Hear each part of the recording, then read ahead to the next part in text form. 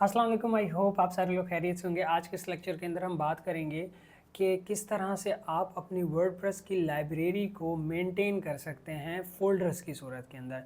अब अगर हम अपनी वर्डप्रेस वेबसाइट के अंदर जाते हैं तो और लाइब्रेरी के अंदर जाते हैं तो हमारी जितनी भी फ़ाइल्स हैं, जितनी भी फ़ोटोज़, इमेजेस या फाइल्स हैं हमारी वेबसाइट के अंदर, वो मीडिया लाइब्रेरी के अंदर काफ़ी रैंडम तरीके से पड़ी होती हैं। लेकिन बाज़ औक़ात हमें इस तरह की वेबसाइट की रिक्वायरमेंट आ जाती है कि हमें वो जितनी भी इमेजेस हैं एक सर्टेन फॉर्मेट के अंदर फ़ोल्डर्स के अंदर अरेंज करके रखनी है। जिस तरह से हमारी वेबसाइट कुछ आर्ट गैलरी तरह की वेबसाइट्स होती हैं और उनके अंदर हमें डिफरेंट स्टॉक्स, डिफरेंट आर्ट्स वगैरह अपलोड करने होते हैं अकॉर्डिंग टू द डेट। तो अब हमें वहाँ से सिलेक्ट करने में काफ़ी प्रॉब्लम हो रही होती है कि किस तरह से हम इनको सेटिंग करें फ़ोल्डर्स की सूरत में, कि कौन सा फ़ोल्डर किस डेट को अपलोड हुआ था, उस डेट वाइज या नेम वाइज इस तरह से हम उसको ऑर्गेनाइज़ कर सकते हैं। तो चलें चलते हैं लैपटॉप स्क्रीन के ऊपर, मैं आप लोगों को प्रैक्टिकल करके दिखाता हूँ।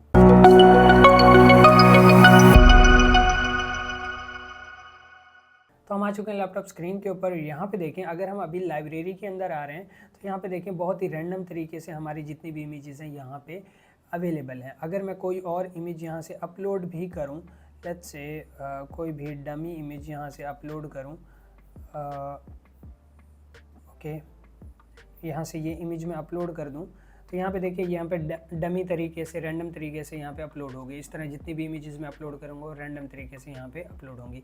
अब मुझे इनको ऑर्गेनाइज़ करना है तो मुझे क्या करना पड़ेगा, प्लगइन्स में जाऊँगा, फाइलबर्ड सर्च करूँगा, प्लगइन इंस्टॉल करने के बाद एक्टिवेट करूँगा, सिंपल स्ट्रेट फॉरवर्ड। और उसके बाद अगर मैं इसको रिलोड करूँगा तो यहाँ पे हमारे पास कुछ एक्स्ट्रा ऑप्शंस नज़र आ जाएंगे। यहाँ पे देखें, तो अब मैं क्या करता हूँ, फ़ोल्डर्स ऐड करता हूँ। अब लेट्स सपोज मैं, आज की डेट है 31 जुलाई 2025, मैं इस नेम से सेटअप कर सकता हूँ और इसके अंदर जो है मैं आइटम्स ऐड कर सकता हूँ।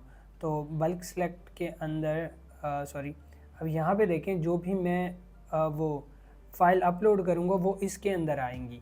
तो अब मैं अगर कोई भी फ़ाइल सेलेक्ट करता हूँ, लेट्स से एक ये और एक ये दो फाइल्स मैंने सेलेक्ट की, अब वो इस फ़ोल्डर के अंदर आके सेटअप होंगे। इस तरह से जितने मर्ज़ी आप चाहें फ़ोल्डर्स यहाँ पे क्रिएट कर सकते हैं और उनको ऑर्गेनाइज़ कर सकते हैं अपनी रिक्वायरमेंट के मुताबिक। अब यहाँ पे दो इमेजेस जो हैं वो मैंने अपलोड की हैं, इनको अपलोड होने दें, फिर मैं आप लोगों को इसका इंटरफेस दिखाता हूँ। यहाँ पे देखें ऑल फाइल्स, अगर ऑल फाइल्स पर क्लिक करेंगे सारी फाइल्स आपको रैंडम तरीके से नज़र आएंगी। फिर जो हमने फ़ोल्डर्स बनाए थे, जिस तरह से हमने उनको ऑर्गेनाइज़ किया था, तो ईज़िली हम उनको ऑर्गेनाइज़ करेंगे। और फ्रंट एंड के ऊपर जब भी हमें इमेजेस को अपलोड करना होगा तो जैसे ही वहाँ से अपलोड पे क्लिक करेंगे तो हम यहाँ से फिर सेलेक्ट कर पाएंगे। अब उसको अगर मैं आप लोगों को दिखाऊं, लेट्स से मुझे पोस्ट के अंदर कोई इमेज यूज़ करनी है तो मैं यहाँ पे किसी भी पोस्ट को एडिट करता हूँ। एडिट करने के बाद यहाँ पे मैं अगर कोई भी इमेज, अब यहाँ पे देखें दो इमेज जो अपलोड हो गई हैं वो सिर्फ इस फोल्डर के अंदर हैं और यहाँ पे ऑल इमेजेस के अंदर भी शो हो गई हैं, लेकिन इस फोल्डर के अंदर इजीली मैं उनको फाइंड आउट कर सकता हूँ कि 31 जुलाई को जो इमेजेस मैंने अपलोड की थी। तो अब यहाँ पे अगर मैं कोई भी इमेज अपलोड करूँ, लेट्स से अब मीडिया लाइब्रेरी, तो यहाँ पे देखें उसी तरह का इंटरफेस आ गया। मुझे 31 जुलाई वाली इमेजेस चाहिए थी तो मैंने वो सिलेक्ट की और अपलोड कर दी। तो सिंपल और स्ट्रेट फॉरवर्ड चीज़ है।